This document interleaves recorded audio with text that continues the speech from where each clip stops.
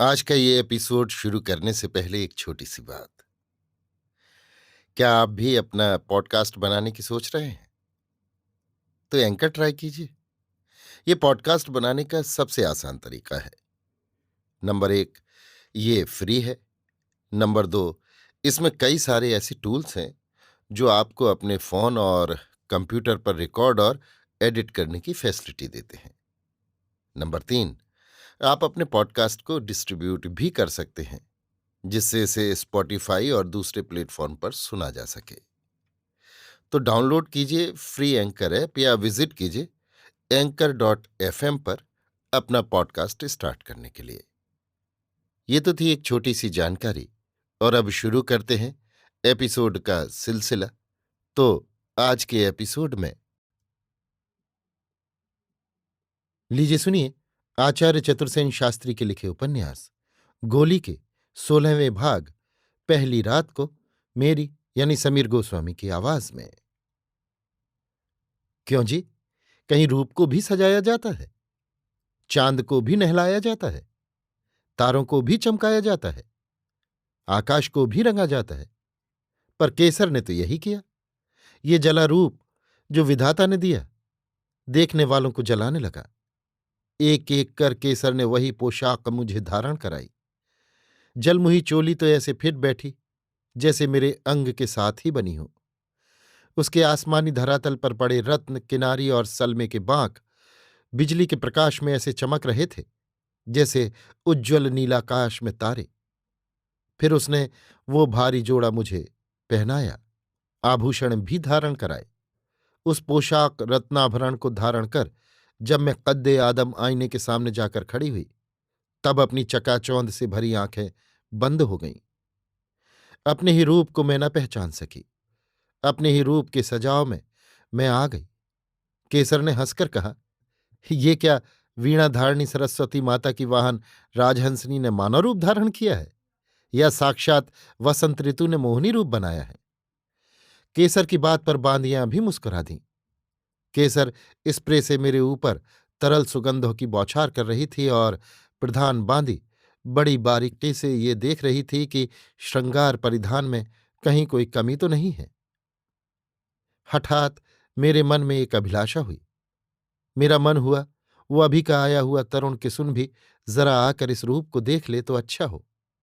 ये विचार मन में आते ही मेरे गाल लाल हो गए और मेरी हथेलियां गर्म हो उठी।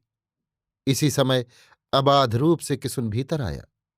क्षण भर उसने मेरे रूप को निहारा, आंखें नीची की और कहा, सवारी के लिए सुखपाल हाजिर करूं या तामजाम? जैसी मर्जी सरकार की हो। वो स्वर सुनते ही मेरा मन हुलस उठा। ऐसा लगा जैसे मेरा श्रृंगार सफल हो गया, पर मुझसे जवाब देते न बना। मैंने हड़बड़ाकर केसर की ओर देखा। केसर ने कहा, सुखपाल ही मंगा लो। किसुन चला गया, और तनिक ठहरता तो क्या कुछ हरज था? मैंने सोचा और तभी मुझे अचानक याद आया, वो मेरी ही खिदमत में है। जैसे मेरे दिल की कली खिल गई। मैंने केसर से कहा, सुखपाल की क्या जरूरत थी? जैसे सुबह गए थे वैसे ही पैदल न चले चलेंगे। सामने ही तो रंग महल है। केसर ने जवाब नहीं दिया, केवल तनिक मुस्कुरा दी। परंतु इसी क्षण किसुन फिर आ गया। उसके हाथ में दारू की बोतल थी। मेरी ओर उसने नहीं देखा। उसने दारू की वो बोतल केसर को थमाते हुए साभिप्राय दृष्टि से उसकी आंखों में देखा। वो तुरंत बाहर चला गया। केसर ने गिलास में डालते हुए कहा, थोड़ी पी लो। मैं नहीं न कह सकी, पर भय से कांप गई। आखिर ये सब हो क्या रहा है? दारू मैंने पी ली। दासी ने 2 बीड़ा पान मुझे दिए। पान खाकर मैंने कहा, तो फिर अब चला जाए? किसुन ने आकर सूचना दी, सुखपाल हाजिर है। और मैं सुखपाल पर बैठी। केसर मेरे सुखपाल के आगे, दोनों दासियां अगल बगल और किसुन पीछे चला। चलती बेला केसर ने मेरी प्रधान दासी से मंद स्वर में कहा, सब ठीक ठीक रखना यहां। दासी ने ना जाने केसर के संकेत का क्या अर्थ समझा। उसने केवल हंसकर सिर झुका लिया। रंगमहल की आज की शोभा की उपमा किस सुषमा से दी जाए। बिजली की सहस्त्रों बत्तियों से वो भव्य भवन जगमग जगमग कर रहा था। बिजली के लट्टुओं के रंग बिरंगे चक्र ऊंची अटारियों पर घूम रहे थे। नजरबाग और बाहरी प्रांगण में जो वृक्ष और पौधे थे वे सब रंग बिरंगी बिजली के बल्बों से लदे थे, जो चमकते हुए सितारों या फलों जैसे लगते थे। फव्वारे रंगीन पानी उछाल रहे थे और नकली जलाशयों से निकली हुई कृत्रिम सहस्त्र धाराओं के भीतर छिपी हुई बिजली अनोखी छटा दिखा रही थी।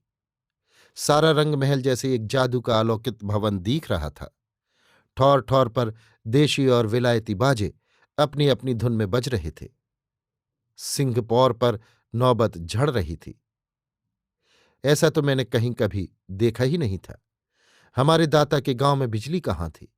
केवल हवेली में थोड़ी बैटरियां लगाकर बिजली की व्यवस्था की गई थी, परंतु यहां तो इंद्र भवन का समा बंधा था।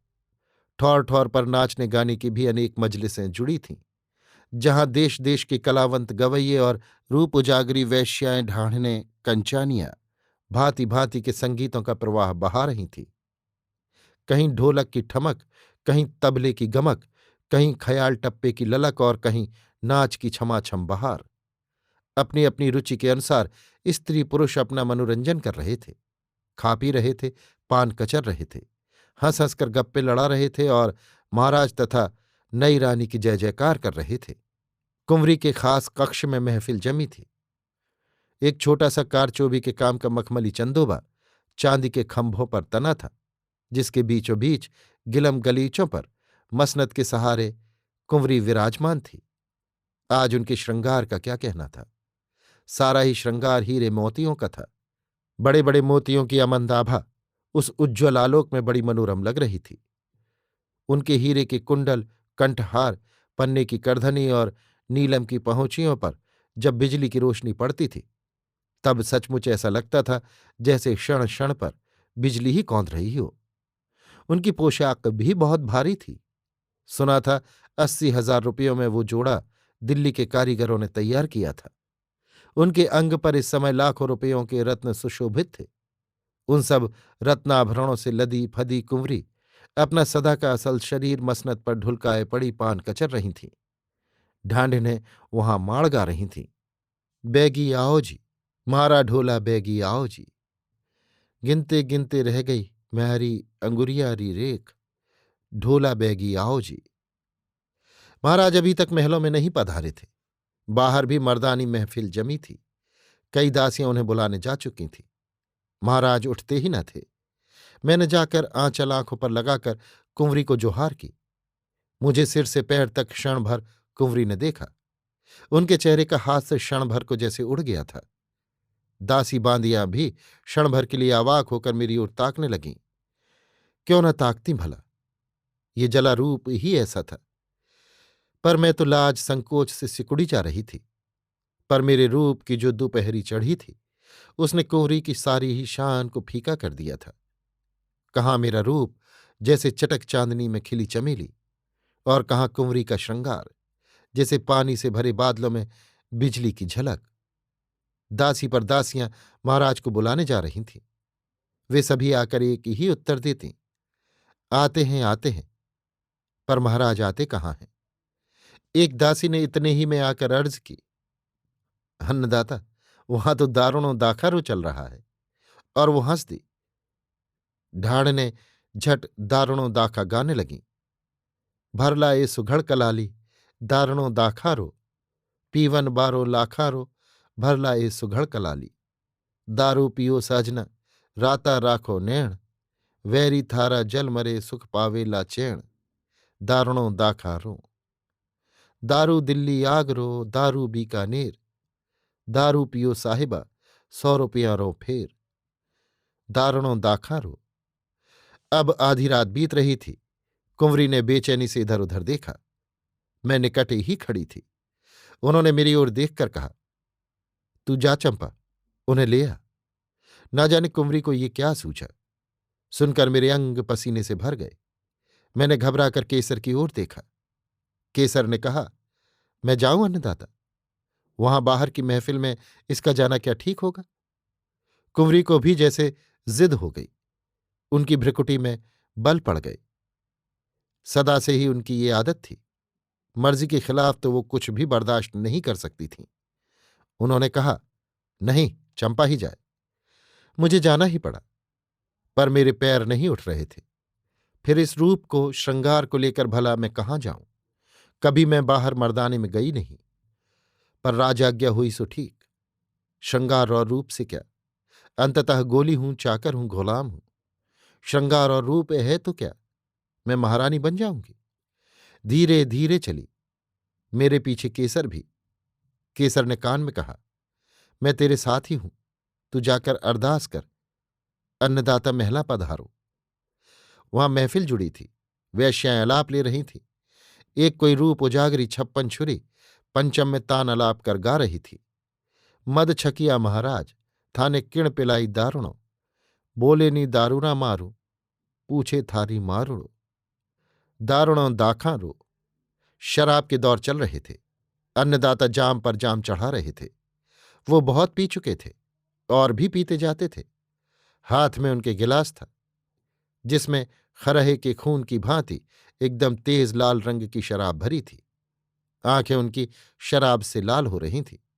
चेहरे पर मूछें चढ़ी थीं। हल्के गुलाबी रंग की पोशाक पहने थे। गले में उनके बड़े बड़े पन्नों का एक कंठा पड़ा था। मैंने सहमते सहमते निकट जाकर जोहार की और कहा, महला पधारो महाराज हो। महाराज ने मेरी ओर देखा और जाम से भरा हुआ हाथ मेरी ओर बढ़ा दिया। क्षण भर मेरी नजर केसर की ओर घूमी। वो एक खंभे से चिपकी खड़ी थी। मैंने महाराज की बांह थाम ली। मेरा सहारा ले वो उठ खड़े हुए, पर उनके पैर लड़खड़ाने लगे। उन्होंने अपने सारे ही शरीर का बोझ मेरे कंधे पर डाल दिया। उनका भारी बोझ संभालना मेरे लिए दूभर हो रहा था। उन्होंने अस्पष्ट शब्दों में कुछ कहा, मैं समझी ही नहीं। शराब का जाम अब भी उनके हाथ में था। परंतु ये क्या, वो रंग महल की ओर न बढ़कर मेरे महल की ओर चलने लगे, मेरे कंधे पर झुके हुए। ऐसा लग रहा था कि अभी लड़खड़ा कर गिर पड़ेंगे। उन्हें संभालते हुए मैंने कहा, उधर अन्नदाता, रंग महल की पौर उधर है। रहने दे, तू चली चल। और वो जैसे मुझे ही धकेल ले चले। उनके बोझ से मैं गिरी जा रही थी। इसी समय आगे बढ़कर केसर ने उनका दूसरा हाथ थाम अपने कंधे पर रख लिया। अब एक ओर से केसर और दूसरी ओर से मैं उनका भार अपने पर लादे हुए महल की ओर चल रहे थे। रंग महल की रंगीनी और गायन का शोरगुल पीछे रह गया। हम अपने महल की पौर पर पहुंचे। किसुन ड्योढ़ियों पर हाजिर था। केसर ने उसे संकेत किया। उसने अन्नदाता को देख झपट कर जाजम पर चांदनी बिछा दी, मसनद लगा दी। अन्नदाता मसनद पर विराजमान हो गए। हाथ पकड़कर उन्होंने मुझे पास बैठा लिया। केसर दारू ले आई और मैंने दारू ढालकर कांपते हाथों उन्हें दी। केसर के संकेत से एक बांदी दौड़ी गई, ढांढिनों को बुला लाई। इस बीच किसुन ने चंदोवा तान दिया। ढांढने आकर केसर के संकेत से दारुणों दाखा रो गाने लगी। महाराज ने जाम पीकर गले की मोतियों की माला केसर पर फेंक दी और पैर फैला दिए। केसर ने मेरी ओर साभिप्राय दृष्टि से देखा। महाराज अब वास्तव में अर्धचेतनावस्था में थे। मैंने केसर का अभिप्राय समझ लिया। मैं उठ खड़ी हुई, पर मेरा कलेजा कांप रहा था। भगवान, ये क्या हो रहा है? किसुन और केसर ने उन्हें दोनों ओर से पकड़कर उठाया। केसर ने साहस कर उनके कान के पास मुंह ले जाकर कहा, अन्नदाता, रंगमहल में पधारें। उन्होंने हिचकियां लेते हुए कहा, भाड़ में जाए रंग महल। उन्होंने और भी कुछ कहा, पर अब उनकी वाणी इतनी अस्पष्ट हो गई थी कि कुछ समझ में नहीं आ रही थी। किसुन उन्हें शयनागार में लाकर पलंग पर लिटाना चाहता था कि वो कटे वृक्ष की भांति फर्श पर ही गिर गए और कै करने और बड़बड़ाने लगे। वास्तव में अब उन्हें तनिक भी होश न था। भयभीत होकर मैंने केसर की ओर देखा।